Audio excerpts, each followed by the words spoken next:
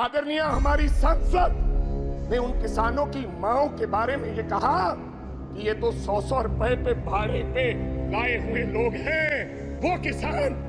और आज वो किसान दिल्ली के बॉर्डर अपनी बात सुनाने के लिए दिल्ली आना चाहता है। क्या दिल्ली देश से अलग है? क्या दिल्ली में पंजाब के किसान नहीं आ सकते? हमें हरियाणा के बॉर्डर पर रोककर हमारे पर गोलियां चलाई जा रही हैं। हजारों लोग किसान हमारे वहां पर इंजर्ड हुए और कईयों की मृत्यु हो गई, मौत हो गई। लेकिन सरकार की तरफ से गर्मी है। 45-47 डिग्री में बैठा किसान चीख कर पुकार रहा है कि हमें एमएसपी की लीगल गारंटी दो, हमने दिल्ली जाना है। लेकिन उनको आदेश है हरियाणा की पुलिस को, ये देश के गृह मंत्री के द्वारा दिया गया आदेश कि पंजाब का अगर कोई व्यक्ति दिल्ली की तरफ किसान मुंह करेगा तो गोलियों से उसको मार दिया जाएगा। ऐसा हमारे साथ व्यवहार हो रहा है सभापति साहब, ये हालात है। आप कहते हो किसानों को, आपने किसान निधि योजना में आपने बड़ा कोई इनकलाब खड़ा कर दिया। आपने कहा कि 3,20,000 करोड़ लोगों को हमने 20,000 करोड़ दिया किसान निधि योजना के तहत। मैं पंजाब की बात बताना चाहता हूं।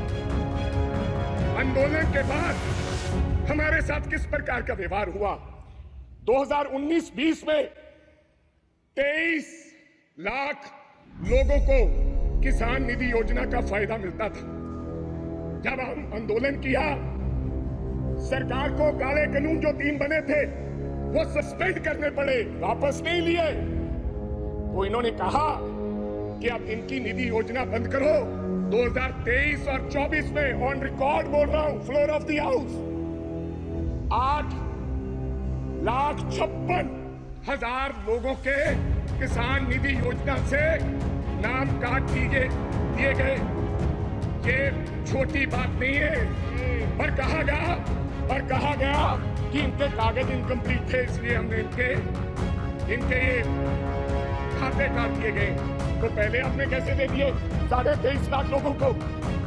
मैं चलो ज्यादा कुछ ना कहते हुए मैं आगे एक बात और कहना चाहता हूं सभापति साहब। ये किसान का हाल है, मैं बताना चाहता हूं। अभी मैं पेज नंबर 19 पे पढ़ रहा था कि भारतीय न्याय संहिता यानी कि penal code will come into force in the country from the 1st of July। लोगों को इंसाफ देने के लिए। और देश के गृह मंत्री ने लॉ एंड ऑर्डर की बात कही कि पंजाब में लॉ एंड ऑर्डर की स्थिति ठीक नहीं है। आज से 4-5 महीने पहले मैं आपको ये कहना चाहता हूं, आप लोगों को जस्टिस देने के लिए ये लॉ लेकर आ रहे हैं। आप कभी पाकिस्तान की बात करते हैं, कभी चाइना की बात करते हैं, कभी कुछ और कहते हैं। लेकिन मैं आज इस सदन में एक बात कहना चाहता हूं सभापति साहब। हमारा एक साथी था, उसका नाम था सिद्धू मूसेवाला, एक कलाकार था। दुनिया में उसका नाम था, चाहे तमिलनाडु हो, चाहे महाराष्ट्र हो, चाहे केरला हो, चाहे न्यूयॉर्क हो, उसके गाने पर दुनिया झूम उठती थी। और मैं ये भी कहना चाहता हूं सभापति साहब, टाइम स्क्वायर न्यूयॉर्क में हर तीसरे दिन सिद्धू मूसेवाला बजता है।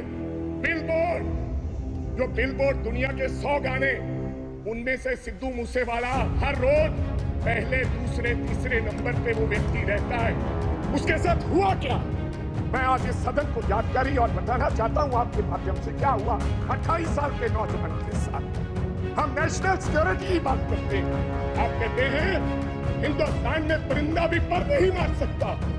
आप ये कहते हैं कि हम हैं, चिंता मत कीजिए। लेकिन क्या हुआ, नौजवान 28 साल के नौजवान को गोलियों से मार कर 10 गोलियां मारकर दिन दहाड़े मार दिया गया। और मारा किसने सभापति साहब? बहुत से लोग मारे जाते हैं, मारा किसने?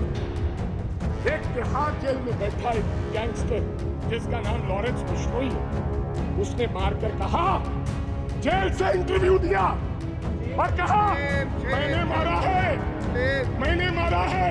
अभी तो सिद्धू मूसेवाला मारा है, अभी इसके बाप को भी मरना होगा। जेल से इंटरव्यू दिया, आप नेशनल सिक्योरिटी की बात करते हैं। कब इंसाफ मिलेगा सिद्धू मूसेवाला को?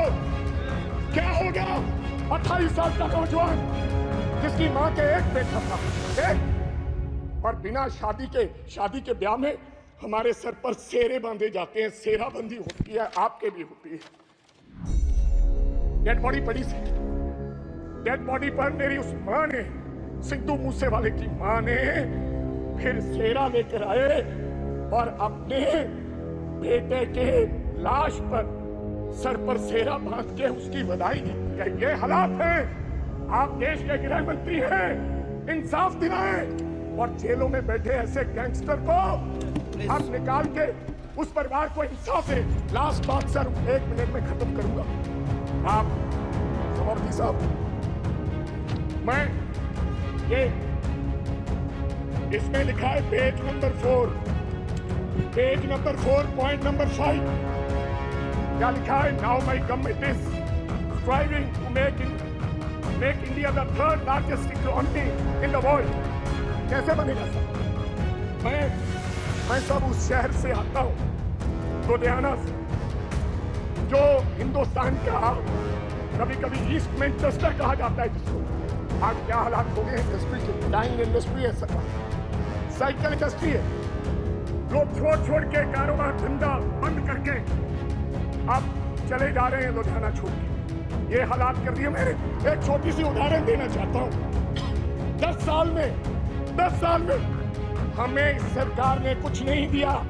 अगर दिया है हिंदुस्तान की सरकार ने लुधियाना को, सबसे बड़ा शहर है पंजाब का, तो कोई खड़ा होकर व्यक्ति बता दे कि हमने ये दिया है। मैं क्या कहना चाहता हूं कि एक साइकिल इंडस्ट्री है साहब।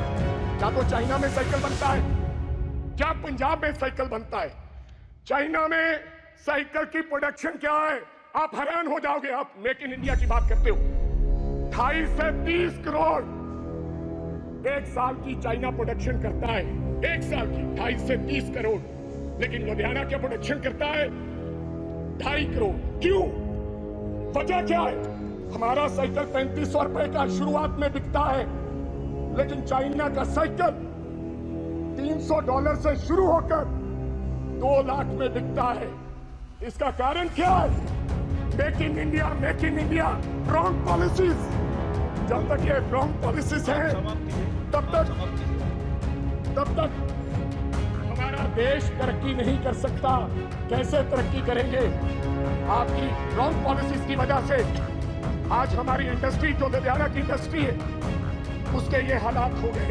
अंत में एक लाइन में समाप्त करना चाहता हूं। हमारा भाईचारा बहुत कायम है स्पीकर साहब। पंजाब के लोग बेशक चाहे किसी पार्टी को वोट हो, आम आदमी पार्टी को लोगों ने वोट दिया, अकाली दल को दिया, कांग्रेस को दिया, बीजेपी वालों को, लेकिन आपस का भाईचारा नहीं कभी टूटा।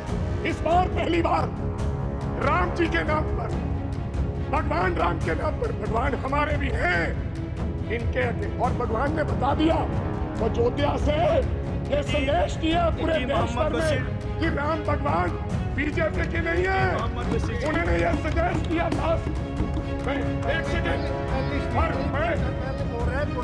सभापति साहब, मैं एक नारे के साथ अपनी बात खत्म करूंगा। हमारा सर, एक सेकंड, हमारा भाईचारा कायम रहे। मैं बीजेपी वालों को हाथ जोड़कर गुजारिश करना चाहता हूं, देश के प्रधानमंत्री जी को, देश के गृह मंत्री जी को, कि मंगलसूत्र की बात ना करें, आप कब्रिस्तान की बात मत करें। मैं एक नारे के साथ अपनी बात खत्म करूंगा। मंदिर बांटा, मस्जिद बांटी, मंदिर बांटा, मस्जिद बांटी, बांट दिया भगवान को। वो शर्म करो बीजेपी वालों, मत बांटो इस देश के बोले वाले इंसान को।